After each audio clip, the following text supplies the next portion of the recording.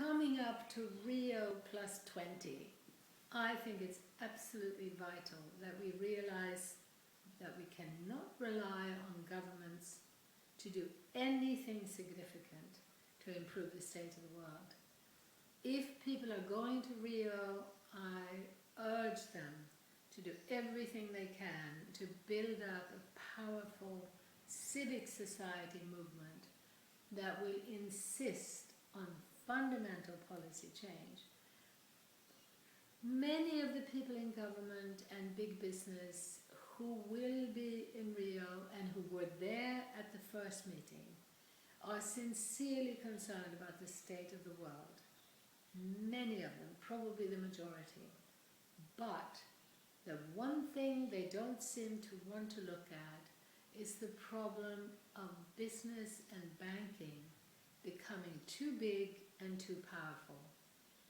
The discussion today in terms of what's happening to the economy is unbelievable. We are seeing banks and credit agencies telling governments to behave, meaning you can't afford to look after your environment or your people, you've got to pay back the debt, and in order to keep growing, you have got to implement massive infrastructure development in order to suit the needs of global corporations.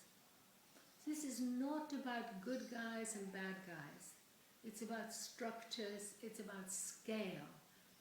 The issue of scale that was brought to the forefront by Schumacher in the 70s needs to come back again, front and center.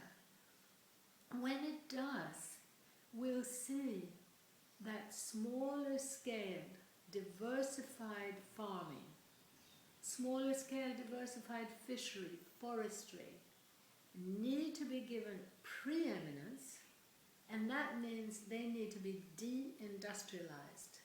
When they are deindustrialized, you have more job opportunities working at a scale that is actually enjoyable. You are not in a giant monoculture or as a cog in a machine. You're in charge, and the work that's going on small-scale diversified farms today in the modern world has become so attractive that there are many young people who are leaving their desks and their computers to go out and to do productive, meaningful, enjoyable work. And because of localization instead of globalization, localization allows a shorter distance between producers and consumers, which in turn demands more diversified production. It is suited to smaller scale diversified production. And this is why the local food movement, from my point of view, is the single most important thing that is happening today. Adding on to that, there are now business alliances like Ballet and others. There is a movement to make changes in banking and finance to support the localization of the economy, which does not mean eliminating global trade. This does not mean eliminating industry, but it means understanding that for centuries now, industrial econometric thinking has forced farmers and fishermen and everyone working in primary production to behave as though they were working in a factory.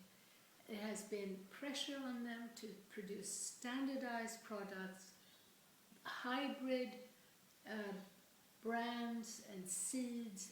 Wheat has been bred for generations in such a way that it has now become toxic to the human digestive system.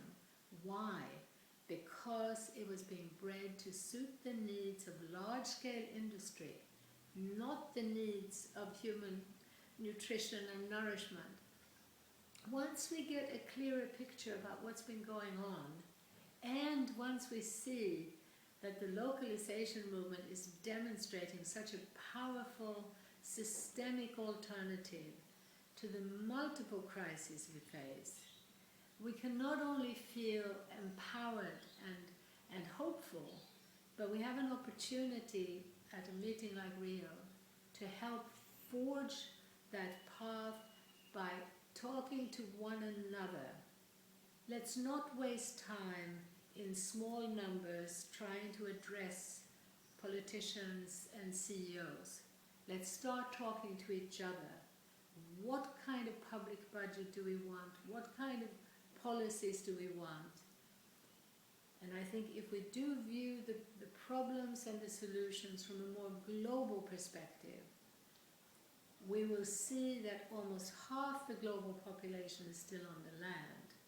So that what happens to farming is what happens to our future. It's what happens to our planet. We still have a choice.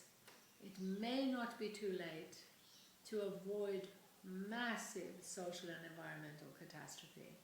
But time is running out. We really must act